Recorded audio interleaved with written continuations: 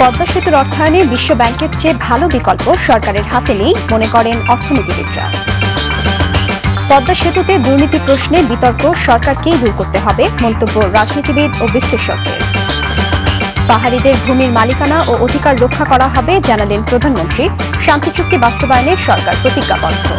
বাঘের 3 বাচ্চা উদ্ধারের মাধ্যমে পাচার রহস্য উন্মোচন। চাহিদা মতো প্রাণী সরবরাহ করে একটি চক্র।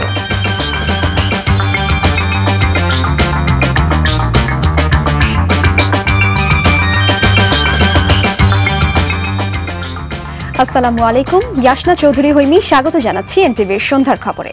একেএসটিএমটি বার শিরোনাম শুনছিলেন, এবার পুরো খবর। পদ্মা সেতুর অর্থায়নে বিশ্ব ব্যাংকের চেয়ে ভালো কোনো বিকল্প উৎস সরকারের হাতে নেই বলে মনে করেন অর্থনীতিবিদরা। তাদের মতে অভ্যন্তরীণ উৎস কিংবা বাণিজ্যিকভাবে বিদেশি বিনিয়োগে পদ্মা সেতু নির্মাণ করলে ব্যয়ের বোঝা বাড়বে, যার প্রভাবে তারল্য সংকটে পড়বে বেসরকারি বিনিয়োগ, উস্কে দেবে মূল্যস্ফীতি, সংকট তৈরি হবে জনজীবনে। মারুফ রনির রিপোর্ট। পদ্মা সেতু নির্মাণে বিশ্বব্যাংক এবং এডিবি ঋণ চুক্তি বাতিল করায় সরকার এখন বিকল্প অর্থে সেতু নির্মাণের কথা বলছে আরও জোরে সোরে। এ বিষয়ে মালয়েশিয়ার সঙ্গেও চলছে দেন দরবার। সম্পূর্ণ নিজের অর্থায়নেও সেতু নির্মাণের কথা বলা হচ্ছে। এরই মধ্যে সেতু বিভাগ বাংলাদেশ ব্যাংক থেকে চেয়েছে $500 মিলিয়ন। তবে বাংলাদেশ ব্যাংক বৈদেশিক মুদ্রার রিজার্ভ থেকে পদ্মা সেতুতে বিনিয়োগে রাজি হলেও অর্থনীতিবিদরা বলছেন ভিন্ন কথা। তাদের মতে এ প্রক্রিয়ায় সেতুতে বিনিয়োগ করা হলে সামষ্টিক অর্থনীতির উপর চাপ বাড়বে, ভারসাম্যহীন হয়ে পড়তে পারে গোটা অর্থনীতি। এটা তো শুধু দেশীয় মুদ্রায় ব্যয় না, ফরেন এক্সচেঞ্জ আপনি কোথেকে পাবেন? এই প্রেক্ষিতে আপনি অন্যান্য ব্যবসা বাণিজ্য অন্য সব কর্মকাণ্ড সব বন্ধ হয়ে থাকবে, বা ফরেন এক্সচেঞ্জের উপর এমনি চাপ আছে, সেটা আরও চাপ বাড়াবেন। আর সেন্ট্রাল ব্যাংকের ডিউটি তো না এই ধরনের উন্নয়নশীল প্রকল্পে ফরেন এক্সচেঞ্জ দেওয়া। যদি 25,000 কোটি টাকার প্রকল্প হয়, তাহলে দেশ থেকে ঋণ নিলে পরে 2,500 কোটি টাকা প্রত্যেক বছর ঋণই দিতে হবে, যেখানে বিশ্বব্যাংক থেকে নিলে পরে হয়তো 250 কোটি টাকা দিতে হতো। এটা এই যে বৈদেশিক মুদ্রার যে রিজার্ভ, সেটার উপর একটা চাপ সৃষ্টি করবে। এক্সচেঞ্জ রেট উচ্চ পর্যায়ে থাকার ফলে মূল্যস্ফীতির উপর ইতিমধ্যে একটা প্রভাব ফেলেছে, এবং এটা যদি আরও বেশি অবমূল্যায়ন হয় তাহলে ভবিষ্যতে মূল্যস্ফীতি, যেটা সম্প্রতিকালে কিছুটা কমেছে, এটা আরও বেড়ে যাওয়ার সম্ভাবনা আছে। অর্থনীতিবিদদের মতে অন্য যে কোনো উৎস থেকে ঋণ নিয়ে পদ্মা সেতুর মতো এমন বড় কোনো প্রকল্প নির্মাণ করতে ব্যয় অনেক বাড়বে। আর সেক্ষেত্রে নতুন করে এই সেতু নির্মাণের লাভ ক্ষতি হিসাব করেই সরকারকে এগোনো উচিত বলে মনে করেন তারা। যদি আমরা নিজস্ব অর্থায়নে পদ্মা সেতু করি, তাহলে আমাদের বাজেটকে সম্পূর্ণরূপে ঢেলে সাজাতে হবে, এবং সেখানে সরকারের কৃচ্ছতা অবলম্বন করতে হবে। সরকার বলছে বিভিন্ন বিকল্প উপায়ে করব, এটা পার্শ্ব প্রতিক্রিয়ার মতো অনেকটা, তাই না? আপনি বলছেন না, এখন আমরা অন্যভাবে দেখছি। সরকার যদি বন্ড ইস্যু করে এটা এই অর্থ জোগাড় করতে চায়, রিটেল ইনভেস্টর যারা, তারা তো বন্ডে খুব একটা বিনিয়োগ করে না। প্রাতিষ্ঠানিক বিনিয়োগকারী যারা আছে, বিশেষ করে ব্যাংকগুলো, তারা ইতিমধ্যে তারল্য সংকটের সম্মুখীন আছে, সুতরাং তাদের তারল্যের উপর আর একটা চাপ সৃষ্টি হবে। আর তাই পদ্মা সেতুতে বিশ্বব্যাংকের অর্থায়ন শুধু পুনর্বিবেচনার আহ্বানই নয়, তাদের সঙ্গে ইতিবাচক মনোভাব নিয়েই আলোচনা চালিয়ে যাওয়ার পরামর্শ অর্থনীতিবিদদের। আমি তো মনে করি এখনও চালিয়ে যাওয়া উচিত। ওয়ার্ল্ড ব্যাংকেরকে দোষারোপ করার ইঙ্গিত দেখি প্রায়ই, তো সেটা থেকে বেরিয়ে আসতে হবে। এখনো সময় আছে ওয়ার্ল্ড ব্যাংকের সাথে আপনার নেগোশিয়েট করা। নেগোশিয়েট মানে নতুনভাবে কথাবার্তা বলা। পদ্মা সেতুতে বিশ্বব্যাংকের ঋণের সুদ ছিল 0.75%, আর প্রথম 10 বছর পর থেকে 40 বছরে ঋণ পরিশোধের সুযোগ ছিল বিশ্বব্যাংকের এই চুক্তিতে। মারুফ রনি, এনটিভি নিউজ, ঢাকা। পদ্মা সেতুর অর্থায়ন বিশ্ব ব্যাংক বাতিল করে দেওয়ার পর দুর্নীতি প্রশ্নে দেশে যে রাজনৈতিক বিতর্ক সৃষ্টি হয়েছে তা দূর করতে সরকারকে ব্যবস্থা নিতে হবে বলে মনে করেন রাজনীতিবিদ ও বিশ্লেষকরা। পদ্মা সেতুকে রাজনীতির ঊর্ধ্বে রেখে সরকার ও বিরোধী পক্ষের এ নিয়ে আলোচনার তাগিদ দেন তারা। আরাফাত সিদ্দিকের রিপোর্ট। দুর্নীতির অভিযোগে দেশের সবচেয়ে বড় প্রকল্প পদ্মা সেতু নির্মাণে শীর্ষ দাতা সংস্থা বিশ্বব্যাংক তাদের অর্থায়ন বাতিলের সিদ্ধান্তের পর রাজনৈতিক অঙ্গনে তা নিয়ে শুরু হয় বিতর্ক। দোষারোপের বক্তব্য আসে প্রধান দুই দলের শীর্ষ নেতাদের পক্ষ থেকে। প্রধানমন্ত্রী এবং তার পরিবারের সদস্যরা এই দুর্নীতির সঙ্গে, যেখানে 1 পয়সা ছাড় দিল না, 1 পয়সা দেয় নাই, সেখানে তারা দুর্নীতির কথা নিয়ে আসলো। এর পিছনে কে আছে, কারা আছে, কি উদ্দেশ্য আছে, সেগুলো একটু খতিয়ে দেখা দরকার বলে আমি মনে করি। তবে অন্য রাজনীতিবিদরা বলছেন অর্থায়ন বন্ধে হয়তো বিশ্বব্যাংকের নিজস্ব রাজনীতি থাকতে পারে, কিন্তু দুর্নীতির যে অভিযোগ উঠেছে তা মিথ্যা প্রমাণের দায়িত্ব সরকারের। আর তা না করে সরকারের পক্ষ থেকে যে বক্তব্য দেয়া হয়েছে তার সমালোচনা করেন অধ্যাপক আসিফ নজরুল। আপনি যেই প্রতিষ্ঠান থেকে ঋণ চেয়েছেন, যেই প্রতিষ্ঠানের ঋণের টাকা আপনার বহু প্রকল্প চলছে, সেই প্রতিষ্ঠান যদি আপনার বিরুদ্ধে দুর্নীতির অভিযোগ করে এবং অভিযোগ পাওয়ার পরে যদি আপনি খেপে গিয়ে উল্টো ওই প্রতিষ্ঠানকে দুর্নীতিবাজ আখ্যায়িত করেন এবং নানান ধরনের বিপ্লবী কথাবার্তা বলেন, সেটা মানুষ একটা প্রতিক্রিয়া হিসেবে দেখবে। রাজনৈতিক বেড়াজালে এই পদ্মা সেতু আটকে পড়েছে।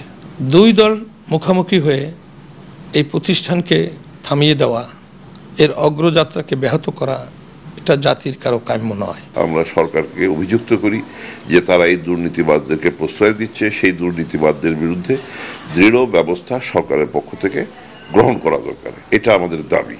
কিন্তু তার মানে বিশ্বব্যাংক যে ব্যবস্থা নিয়েছে সেটাকে আমরা সমর্থন করব, এটা ঠিক নয়। রাজনীতির কারণে এ প্রকল্প যাতে ব্যাহত না হয় তা লক্ষ্য রাখার কথা বলছেন তারা। এজন্য বিরোধী দল সহ সবার সহযোগিতা নিতে সরকারকে উদ্যোগ নেওয়ার পরামর্শ তাদের। এটা নিয়ে ইনকোয়ারি হোক এবং সেই ইনকোয়ারির মধ্যে অন্যরা থাকুক। দেশের মানুষ জানতে চায় আসলেই এই অভিযোগটা সত্য কিনা। ওয়ার্ল্ড ব্যাংক যে কথাটা বলছে, এই কথাটাকে প্রমাণ করতে হবে সরকারকে যে অতীতে যে কথাগুলো আসছে সেটা সত্য নয়। মাগুরছড়া ট্যাঙ্গিটলায় 1997 সনে আমাদের যে গ্যাস নষ্ট করে দিল, তাতে তো কমপক্ষে 54,000 কোটি টাকা ব্যয় হয়েছে। ওটা দিয়ে দুইটা পদ্মা সেতু হইতে পারত। এগুলি কোনো আদায়ের ব্যবস্থা নাই। সরকারের এখন উচিত সকল কথা বাদ দিয়ে তারা যে এই বিষয়টাতে দুর্নীতি মুক্ত ছিল সেটা একটা বিশ্বাসযোগ্য তদন্তের মাধ্যমে সুপ্রতিষ্ঠিত করা। এই চ্যালেঞ্জ মোকাবেলা করতে না পারলে সরকার জনগণের কাছ থেকে বা প্রবাসীদের কাছ থেকে অর্থ নিয়ে পদ্মা সেতু নির্মাণ করতে পারবে না, কারণ সরকারকে কেউ বিশ্বাস করবে না। তারা আরও মনে করেন পদ্মা সেতুর কাজ এ সরকার শুরু করতে না পারলে আগামী নির্বাচনে তার প্রভাব পড়বে। Arafat Siddique, NTV news, Dhaka. এদিকে পদ্মা সেতুর দুর্নীতি সংক্রান্ত বিশ্ব ব্যাংকের দেয়া চিঠিগুলো জনসম্মুখে প্রকাশের দাবি জানিয়েছেন বিএনপির ভারপ্রাপ্ত মহাসচিব মির্জা ফখরুল ইসলাম আলমগীর।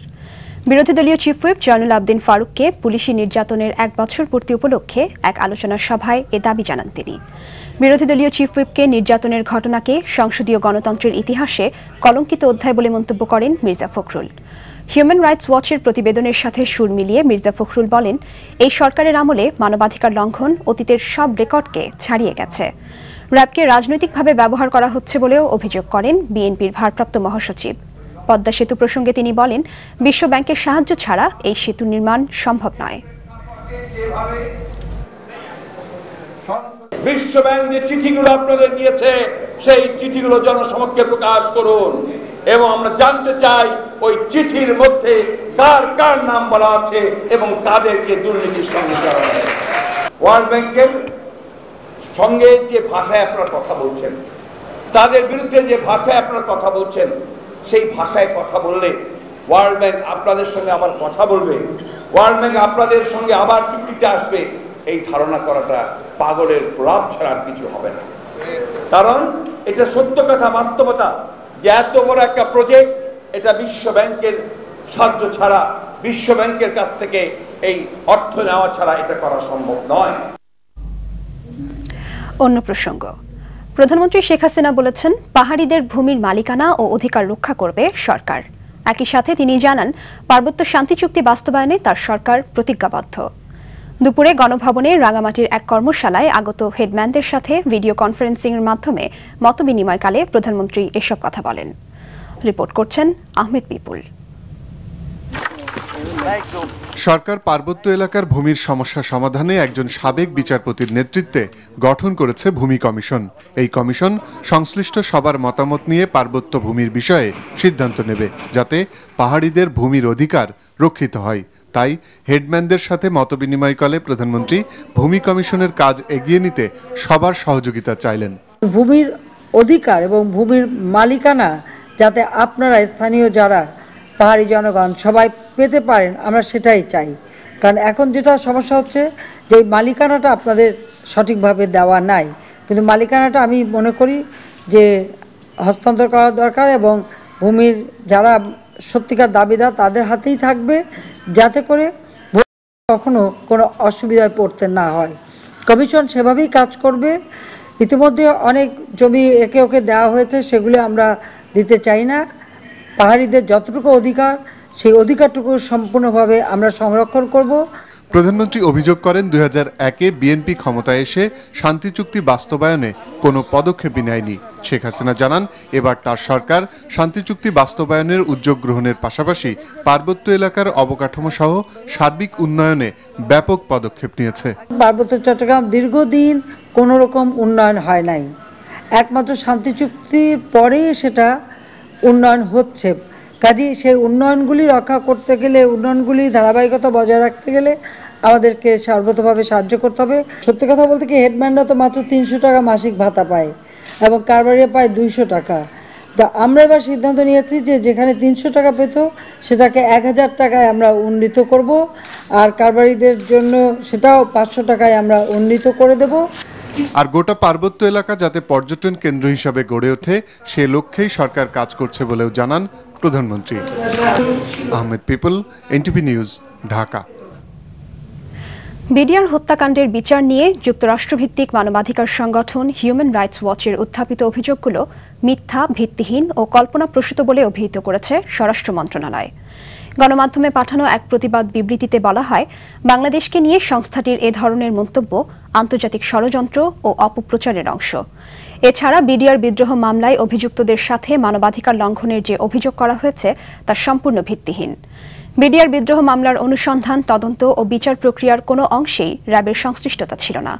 অথচ হিউম্যান রাইটস ওয়াচ ওই ঘটনার জন্য র্যাবকে অভিযুক্ত করে রিপোর্ট প্রকাশ করে, যা ভিত্তিহীন ও ষড়যন্ত্রের অংশ বলে মনে করে স্বরাষ্ট্র মন্ত্রণালয়। বিবৃতিতে আশা করা হয়, হিউম্যান রাইটস ওয়াচ তাদের প্রতিবেদন ও বক্তব্য প্রত্যাহার করে নেবে। এদিকে বিজিবির পক্ষ থেকে পাঠানো অন্য এক বিবৃতিতে বলা হয়, অসুস্থতা ও বার্ধক্যজনিত কারণেই কয়েকজন আসামি মারা গেছে। এতে বলা হয়, হিউম্যান রাইটস ওয়াচের প্রতিবেদনে হেফাজতে থাকাকালীন কয়েকজন আসামির মৃত্যু হওয়ার সম্পর্কে অতিরঞ্জিত তথ্য দিয়েছে, যা সম্পূর্ণ ভিত্তিহীন ও উদ্দেশ্যমূলক।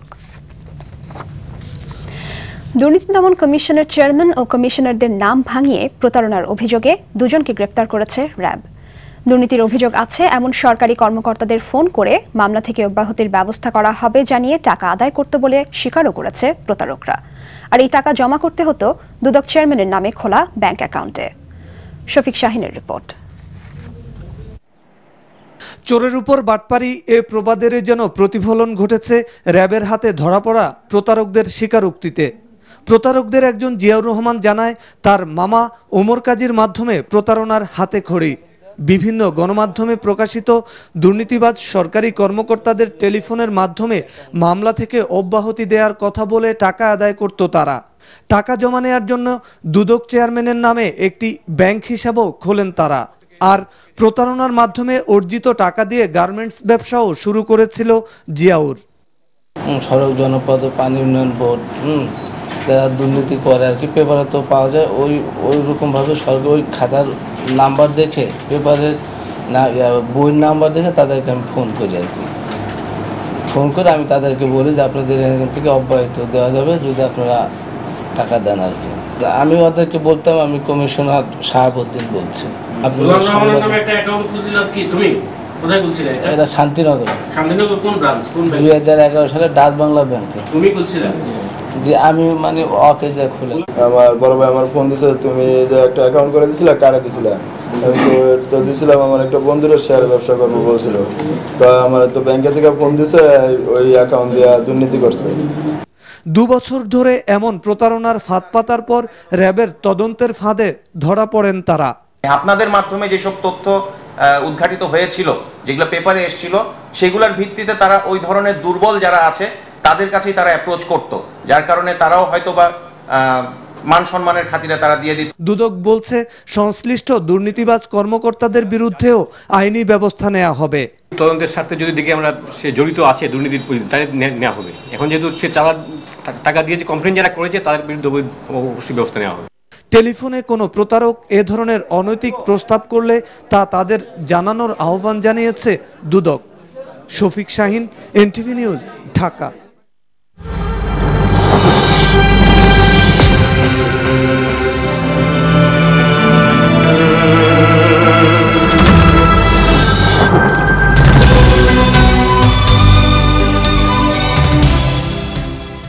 রাজধানীতে সম্প্রতি উদ্ধার হওয়া 3টি বাঘের বাচ্চার মাকে মেরেই বাচ্চাগুলোকে সংগ্রহ করা হয়েছিল বলে মনে করছেন বাঘ বিশেষজ্ঞরা। এদিকে এনটিভির অনুসন্ধানে জানা গেছে, শাবক 3টি চুরির সময় বাঘের থাবায় পাচারকারীদের একজন নিহত হয়। পাচারকারীদের একজন দাবি করেছেন, শুধু বাঘ নয়, চাহিদামতো যে কোনো বন্যপ্রাণী সরবরাহ করতে পারঙ্গম তারা। বাঘ পাচার নিয়ে দিদার চৌধুরীর 3 পর্বের ধারাবাহিক প্রতিবেদনের আজ দেখুন প্রথম পর্ব। সাথে ছিলেন সাতক্ষীরা প্রতিনিধি সুভাষ চৌধুরী।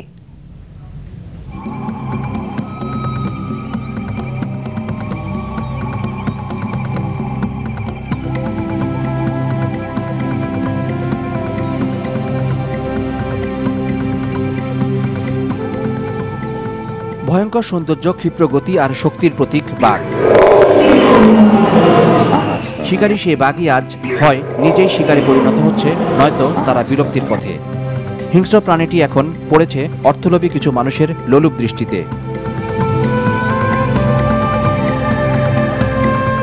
গত 2 যুগে সুন্দরবনে বাঘ হত্যা করা হয়েছে প্রায় 140টি। 1981 থেকে 2002 এই সময়ের মধ্যে হত্যার ঘটনা ঘটে 120টি। 2004 সালে 4টি, পরের বছর 6টি এবং 2007 সালে 4টি বাঘ প্রাণ হারিয়েছে। গত 11 জুন রাজধানীর শ্যামলী থেকে 3টি রয়্যাল বেঙ্গল টাইগারের শাবক উদ্ধারের ঘটনা চোরা শিকারীদের নিষ্ঠুর আচরণেরই ফল। বাংলাদেশ ও এই অঞ্চলের গর্ব রয়্যাল বেঙ্গল টাইগার নিয়ে দীর্ঘদিন গবেষণা করছেন এমন একজন বিশেষজ্ঞ মনে করেন, মা বাঘকে না মেরে কোনোভাবেই বাঘ শাবকগুলো চুরি করা সম্ভব নয়। সম্ভবত যারা চোরা শিকারীরা সুন্দরবন থেকে বাচ্চাগুলো এনেছে, তারা তাদের মাকে মেরে তারপর এই বাচ্চাগুলো এনেছে বলেই আমার ধারণা। সাতক্ষীরা শ্যামনগরে সরজমিন অনুসন্ধানে ডক্টর মনিরুল হকের এমন দাবির পক্ষে সত্যতাও পাওয়া যায়।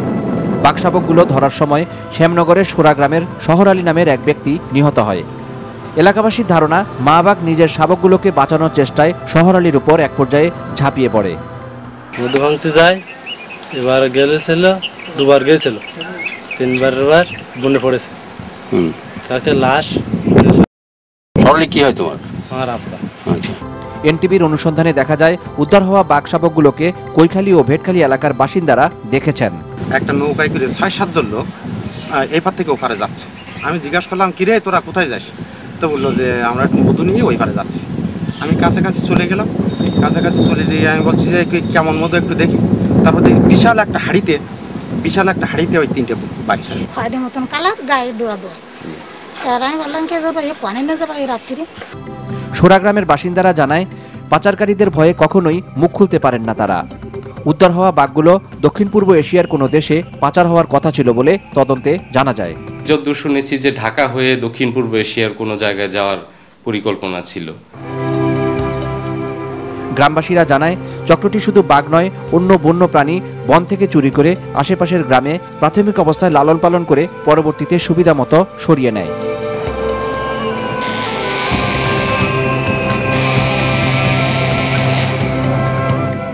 দিদার চৌধুরী, এনটিভি নিউজ, ঢাকা। আপনারা দেখছেন এনটিভির সন্ধ্যার খবর। এবার পূর্বাচল রিজন টাউন বিরতি, ফিরে এসে থাকছে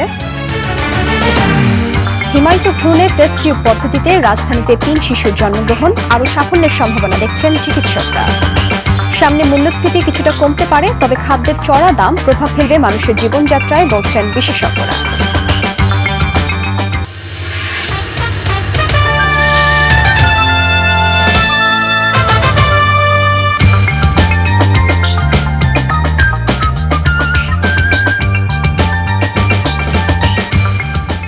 দেখছেন সন্ধ্যার খবর। মালয়েশিয়ায় আগুনে পুড়ে মারা যাওয়া 5 বাংলাদেশি শ্রমিকের মরদেহ ব্রাহ্মণবাড়িয়ার নবীনগরের বাড়িকান্দির গ্রামে নিজ নিজ বাড়িতে দাফন সম্পন্ন হয়েছে। এর আগে বাদ জুম্মা নূরজাহানপুর সরকারি প্রাথমিক বিদ্যালয় মাঠে নিহতদের নামাজের জানাজা শেষে পরিবারের কাছে নিহতদের লাশ হস্তান্তর করা হয়।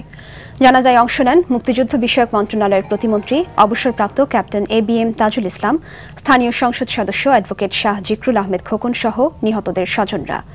এ সময় প্রতিমন্ত্রী নিহত প্রত্যেকের পরিবারকে 1 লাখ টাকা অনুদান দেওয়ার ঘোষণা দেন। পাশাপাশি প্রধানমন্ত্রীর পক্ষ থেকে 2 লাখ টাকা করে দেওয়া হবে বলেও জানান। এছাড়া স্থানীয় সংসদ সদস্য প্রতি পরিবারকে 20,000 টাকা করে প্রদান করেন। এদিকে জনশক্তি রপ্তানি ব্যুরো থেকে নিহতদের লাশ দাফনের জন্য 35,000 টাকা করে প্রতি পরিবারকে দেয়া হয়। এর আগে বেলা 12:30টায় বাড়িকান্দি এলাকায় নিহতদের মরদেহ এসে পৌঁছালে এক হৃদয় বিদারক পরিবেশের সৃষ্টি হয়। হিমায়িত ভ্রূণে টেস্ট টিউব পদ্ধতিতে সকালে 3টি শিশু জন্মগ্রহণ করেছে রাজধানীর একটি বেসরকারি হাসপাতালে। আধুনিক এই প্রযুক্তি বাংলাদেশের নিঃসন্তান দম্পতির সন্তান জন্মদানের সম্ভাবনা আরও বাড়িয়ে তুলবে বলে জানিয়েছেন চিকিৎসকরা। বিস্তারিত জানাচ্ছেন ফয়জুল্লাহ মাহমুদ। সদ্যভূমিষ্ঠ এই 3টি শিশুর 2টি যমজ বাচ্চার বাবা মা 12 বছর ধরে নিঃসন্তান, আর অন্য বাচ্চাটি এসেছে 6 বছরের নিঃসন্তান থাকা অপর এক দম্পতির কোল আলো করে। এটা সম্ভব হয়েছে টেস্ট টিউব পদ্ধতিতে শূন্যের নিচে -196 ডিগ্রি সেন্টিগ্রেড তাপমাত্রায় সংরক্ষিত ভ্রূণের সহায়তায়। 1 বছর আগে বাংলাদেশে এই পদ্ধতির প্রথম সফলতা এলেও একাধিক শিশুর জন্ম এই প্রথম। টেস্ট টিউব পদ্ধতিতে বাবা মার কাছ থেকে প্রয়োজনীয় উপাদান নিয়ে তাদের দেহের বাইরে সমন্বয় ঘটিয়ে উৎপাদন করা হয় ভ্রূণ। প্রয়োজনের বেশি উৎপন্ন হওয়া ভ্রূণ হিমায়িত পদ্ধতিতে 10 বছর পর্যন্ত সংরক্ষণ করা যায়। এই মেয়াদের যে কোনো সময়ে তা মায়ের দেহে স্থাপন করে কয়েকবার সন্তান ধারণ করানো যেতে পারে। যেহেতু টেস্ট টিউব পদ্ধতিতে আমরা একের অধিক ডিম আমরা বড় করি, কাজে একের অধিক ভ্রূণ তৈরি করা সম্ভব। নর্মালি আমাদের বাচ্চার জন্য সাধারণত একটা ভ্রূণ থেকে একটা বেবি হতে পারে, সেখানে হয়তো আমরা 2টো প্লেস করি। বাকি ধরেন যদি আপনার 3টা বা 4টা এক্সেস থেকে যায়, দে আর পটেনশিয়াল হিউম্যান বিংস, কাজেই আমরা তো তাদেরকে ফেলে দিব না। কাজেই তাদেরকে আমরা লিকুইড নাইট্রোজেনে 196 ডিগ্রি নিচে টেম্পারেচারে একটা বিশেষ প্রক্রিয়া এদেরকে হিমায়িত করে রাখা হয়, যেটা পরবর্তী 10 বছর পর্যন্ত ওই কাপল যদি চায় তাহলে তারা আবার এখান থেকে বেবি নিতে পারে। টেস্ট টিউব পদ্ধতিতে এক দম্পতির বারবার ভ্রূণ তৈরি নাও হতে পারে। তাছাড়া হিমায়িত ভ্রূণ থেকে পরবর্তীতে সন্তান ধারণের চেষ্টায় খরচ, সময় ও শারীরিক কষ্ট এবং অনিশ্চয়তা অনেক কম, আর ভ্রূণ সংরক্ষণেও কোনো খরচ নেই। যেহেতু একটা খুব সফিস্টিকেটেড প্রসিজিওর, এটা 90 সেকেন্ডের মধ্যে আপনাকে জিনিসটা ভ্রূণটাকে হিমায়িত করতে হবে। একটা টাইমিংয়ের ব্যাপার আছে, 90 সেকেন্ড, কিন্তু এর মধ্যে 4টা-5টা স্টেপ পার হইতে হয়। সো এই যে টেকনিক্যাল যে পয়েন্ট যেগুলো থাকবে, তারপরে হচ্ছে যখন আমরা আবার এটাকে বের করব তখন এটার কোয়ালিটি কীরকম থাকবে, এমব্রায়ো যখন ফ্রিজ করা হয়েছে তার কোয়ালিটি কীরকম থাকবে, অনেক কিছুর উপরে ডিপেন্ড করে যেখান থেকে বেবি হবে কি হবে না। তারা জানান, টেস্ট টিউবে সন্তান নিতে বাড়তি জটিলতা না থাকলে যেখানে 2.5 থেকে 3 লাখ টাকা খরচ হয়, সেখানে হিমায়িত ভ্রূণে এই খরচ 1 লাখ টাকার মতো কম লাগে। Faizullah Mahmud, NTV news, Dhaka. আবারও শুরু হতে যাচ্ছে ক্লোজ আপ 1 তোমাকেই খুঁজছে বাংলাদেশ। সঙ্গীত প্রতিভা অন্বেষণের সবচেয়ে বড় এই প্রতিযোগিতার অডিশন রাউন্ড হবে দেশের 10টি শহরে। রেজিস্ট্রেশন শুরু হবে ঈদের আগেই, আর ঈদের পর অনুষ্ঠিত হবে বাছাই পর্ব। ক্লোজ আপ 1 এবার আরও বড় পরিসরে অনুষ্ঠিত হবে বলে জানিয়েছে আয়োজক ইউনিলিভার বাংলাদেশ লিমিটেড ও মিডিয়া পার্টনার এনটিভি। প্রমথেশ শীলের রিপোর্ট।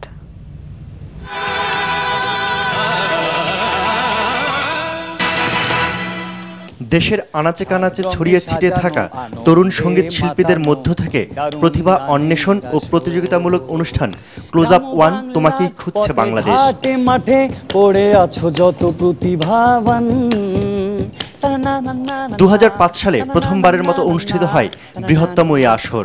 বন্ধু আরে করো তোমার মনে জাহালয়।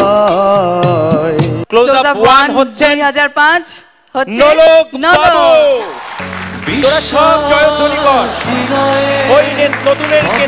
দীর্ঘ 4 বছর পর তরুণদের শেষ হলো অপেক্ষার পালা। বাংলা গানের সব সুরের সমন্বয়ে আবারও শুরু হতে যাচ্ছে ক্লোজ আপ 1 তোমাকেই খুঁজছে বাংলাদেশ। আর সেই অনুষ্ঠানেরই ঘোষণা এলো বৃহস্পতিবার এনটিভি ও ইউনিলিভারের যৌথ সংবাদ সম্মেলনে।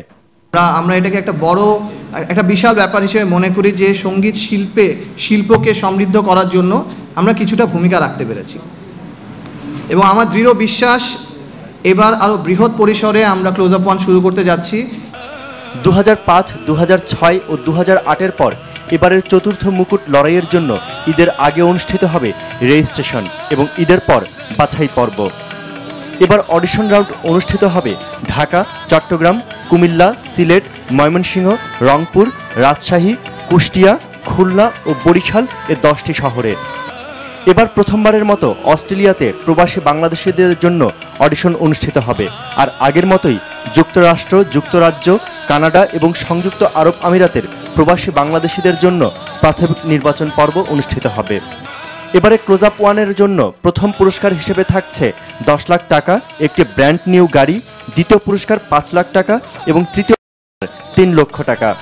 বরাবরের মতো এবারও এই আয়োজনের মিডিয়া পার্টনার এনটিভির চেয়ারম্যান ও ব্যবস্থাপনা পরিচালক জানিয়েছেন, এবারের আয়োজন অনুষ্ঠিত হবে আরও বৈচিত্র্যময় ও জমকালো আয়োজনে। আমরা আশা করব বাংলাদেশের আনাচে কানাচে এবং বাংলাদেশের বাইরে যে প্রতিভা লুকিয়ে আছে, এনটিভি সকল সময়ে প্রতিভা অন্বেষে কাজ করে থাকে। আমি আশা রাখি আপনাদের সকলের ভালোবাসা সহযোগিতা আমাদের সাথে থাকলে এবং ইউনিলিভার যে উদ্যোগ নিয়ে কাজ করে থাকেন তাদের সর্বক সহযোগিতায় এনটিভির পর্দায় আপনারা ক্লোজ আপ ওয়ানকে এবছর আরও সুন্দরভাবে দেখতে পাবেন।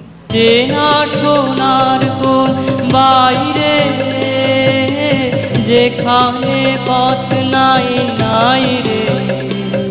সংবাদ সম্মেলনে স্মরণ করা হয় প্রয়াত ক্লোজ আপ ওয়ানের অন্যতম শীর্ষ শিল্পী আবিদকে। সংবাদ সম্মেলনে উপস্থিত ছিলেন গেল 3 বারের ক্লোজ আপ ওয়ান তারকারা। Pramathesh Shil, NTV news, Dhaka.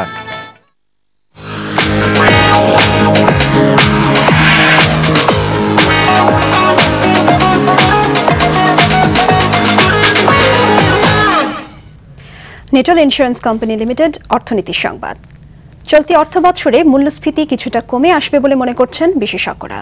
বিশেষ করে ভালো কৃষি উৎপাদন এবং আন্তর্জাতিক বাজারে জ্বালানি তেলের মূল্য হ্রাস মূল্যস্ফীতি কমাতে সহায়ক হবে।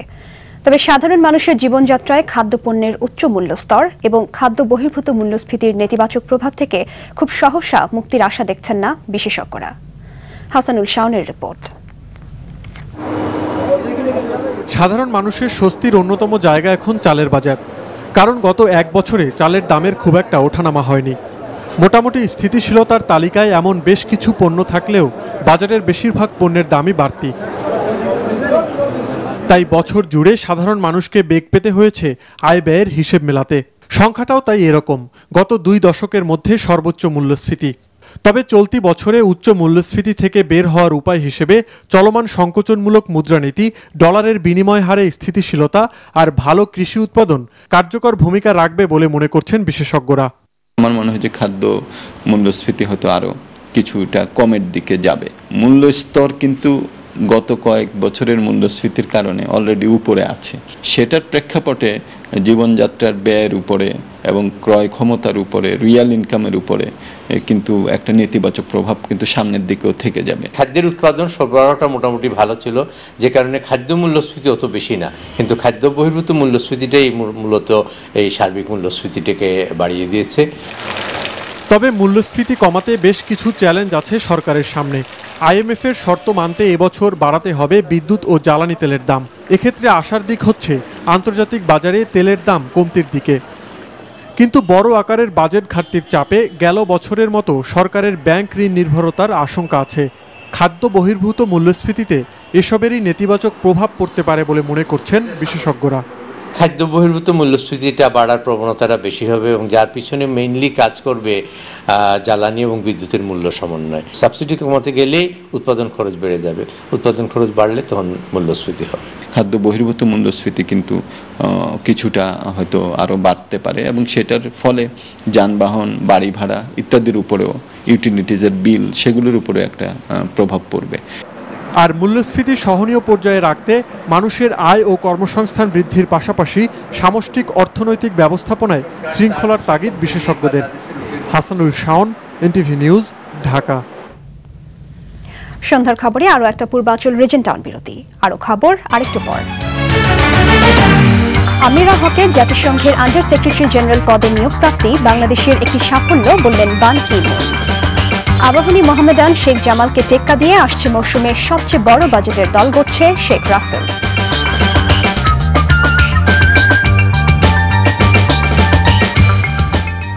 ফিরে এলাম সন্ধ্যার খবরে।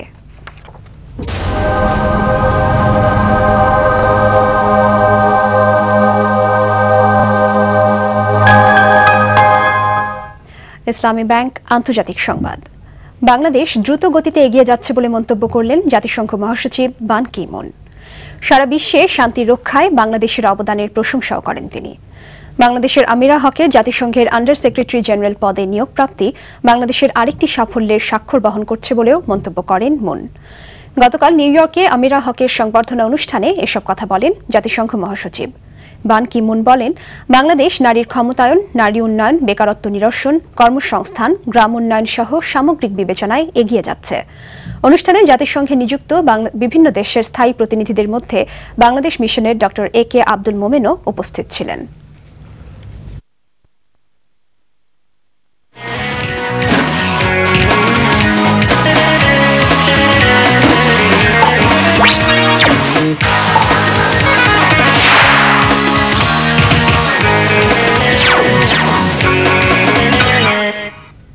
এবার খেলার খবর।